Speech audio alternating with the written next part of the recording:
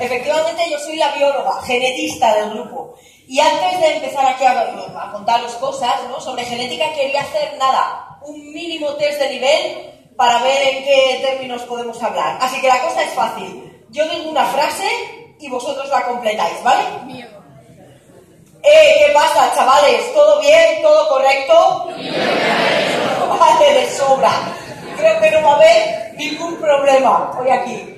Lo que os quería contar es precisamente eso. Que estaba el otro día viendo vídeos, veo que lo conocéis, ¿no? Al Auronplay Pues me estaban saliendo vídeos, uno detrás de otro, de eso que no controlas mucho qué es lo que estás viendo. Y en uno de ellos hablaba sobre un personaje, sobre un ser que yo era la primera vez en mi vida que lo escuchaba. El puticornio. ¿Lo conocéis? Alucino, chaval. Yo era la primera vez que escuchaba ese nombre. Indudablemente, no vi más sobre él, pero bueno, escuché el nombre y se me vinieron conceptos a la cabeza que había estudiado durante la carrera, como es la ingeniería genética. ¿Sabéis lo que es esto?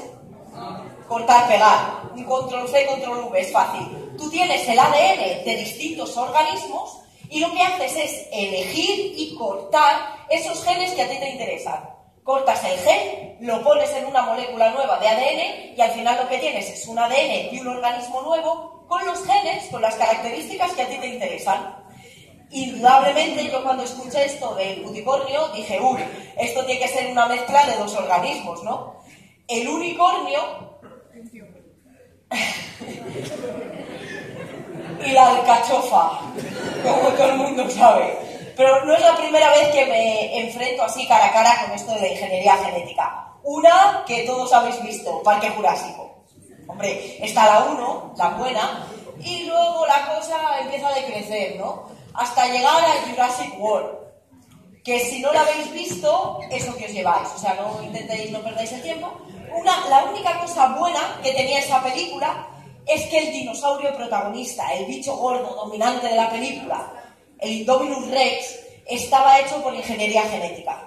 Lo que habían hecho los biólogos moleculares del Parque Jurásico era poner el ADN de todos los dinosaurios que tenían en el parque y de la sepia y coger los genes que le interesaban de cada uno. Las mandíbulas más todopoderosas, las patas capaces de correr a más de 100 km/h, los cromatóforos de la sepia, y lo habían puesto todo ahí, en el mismo ADN, hasta que al final salió el Indominus Rex, que tenía lo peor de cada casa. Como Froilán, pero en dinosaurios. O sea, lo peor de cada casa y mezclar todos los genes y te salía ese bicho. Que digo yo, menos mal que a ningún biólogo molecular se le ocurrió meterle los bracicos del Tyrannosaurus Rex, porque qué birria el dinosaurio es ese, o sea, qué ridículo. Lo raro es que el Tyrannosaurus Rex se haya reproducido mínimamente a lo largo de la historia, porque ¿cómo se reproduce un Tyrannosaurus Rex? O sea, ¿por dónde agarra? Quiero decir, ¿cómo se baja la bragueta? No puede hacer nada con esos brazos. ¡Qué mierda de bicho! Pero bueno, lo que os quería decir, sí, que mierda de bicho, pero crúzate tú con uno, ¿sabes? Bueno, da igual. Lo que os quería decir es que igual que podemos elegir características cortando los genes que queremos de un organismo, ya sea dinosaurio, sepia o unicornio, también lo podemos hacer de nosotros, los seres humanos, ¿no? Para eso salió el proyecto Genoma Humano. ¿Lo habéis escuchado alguna vez? Sí, ¿no? Es fácil. El genoma humano lo que consiguió, por ahí por el año 2000, fue poner en orden todas las letras, esas A, T, G, C, todas las letras que están en nuestro ADN. Las puso en orden y así pudimos leer el ADN, pudimos leer los genes. Tuvimos delante de nuestras manos las instrucciones que nos hacen humanos. Buah, chaval, vaya morbo dio eso a la comunidad científica.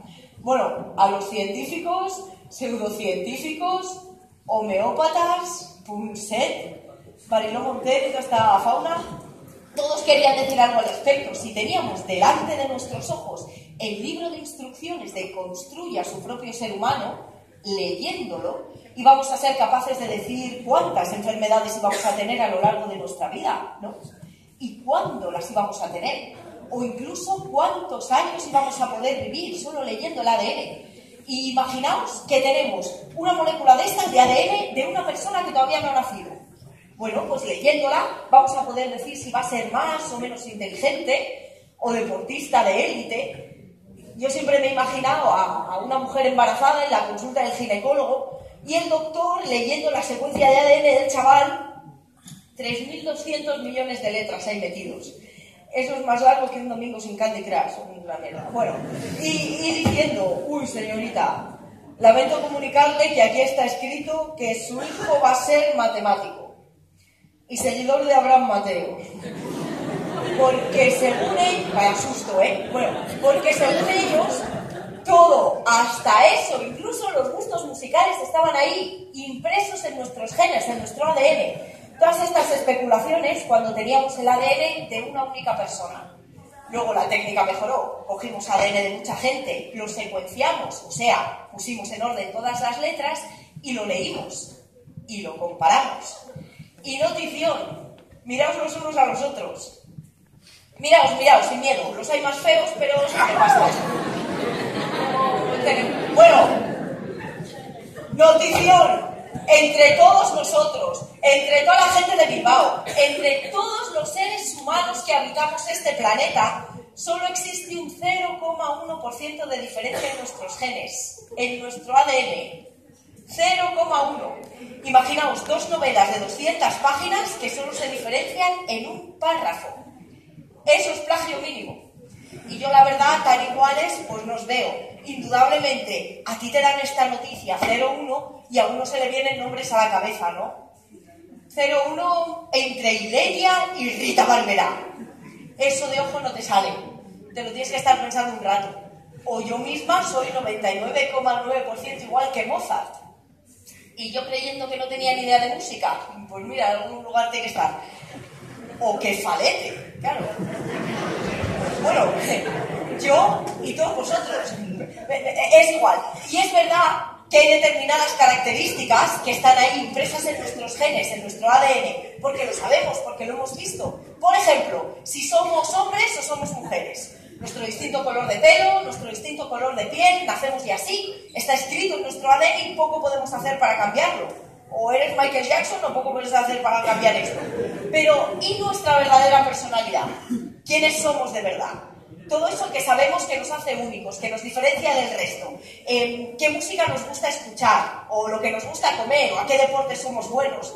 Todo eso que nos hace individuales y distintos del resto no se puede explicar con un 0,1% de diferencia en el ADN. No se puede. Es una cuestión de lectura del ADN. Es lo que nosotros llamamos epigenética. ¿Habéis escuchado este palabra antes? Hoy aquí, bueno, está bien, ya lo habéis escuchado. Es fácil. Mirad, imaginad que esto que tengo aquí es la molécula de ADN de solo una de mis células. Tela, 2 metros de longitud, el ADN de cada una de mis células. Y lo sabéis, si esta molécula tan larga de 2 metros está en el núcleo celular, que es 1000 veces más pequeño que una cabeza de alfiler. Por eso está claro que estos 2 metros de ADN de alguna manera se tienen que compactar, que anudar para caber ahí, en ese núcleo celular. Y lo hacen. Se anudan siguiendo distintos patrones de nudos. Estos de aquí. Estos nudos son las marcas epigenéticas. Y lo veis, están dejando zonas del ADN estirado, que nos hablan, que se expresan, que nos están diciendo cómo nos tenemos que comportar, cuál tiene que ser nuestra personalidad. Y otras zonas del ADN anudadas, nosotros las llamamos silenciadas, que no nos están dando ningún tipo de información de cómo tenemos que reaccionar al medio. Y estas marcas epigenéticas, los nudos en el ADN, ya sí son individuales para cada uno de nosotros, cada uno tiene los suyos. Y se pueden mover en el ADN, no son estáticos. Se pueden modificar dejando distintos genes que nos hablan o distintos genes que se silencian. Y se mueven dependiendo de la vida que llevamos, de lo que comemos, del deporte que hacemos, de los libros que leemos, hasta de los programas de tele que vemos, que hay algunos que te tienen que anudar ahí los genes de la inteligencia a tope. Pero bueno, todo eso está modificando nuestra propia epigenética. ¿Conocéis alguna pareja de gemelos univitelinos? De esos que son 100% iguales. He oído por ahí gemeliers. Por ejemplo, ¿no? Seguro que conocéis otras parejas. No hay nada peor que ser un gemelier en pasapalabra, eso es verdad. Bueno, da igual. Basta. Pobres chavales. El caso es que una pareja, chicos, una pareja de gemelos nacen con el ADN 100% igual. Son prácticamente iguales al nacer, pero a medida que siguen vidas distintas, cada uno va a desarrollar su propia personalidad, porque sus marcas epigenéticas en cada uno van a evolucionar de manera distinta, aunque su ADN sea exactamente igual. Así que ya veis, a la mierda pitonisas. Podemos decir que el destino no existe. Ya sabíamos desde hace mucho que el destino no está escrito en los astros, pero es que ahora también sabemos que no está del todo escrito en nuestros genes.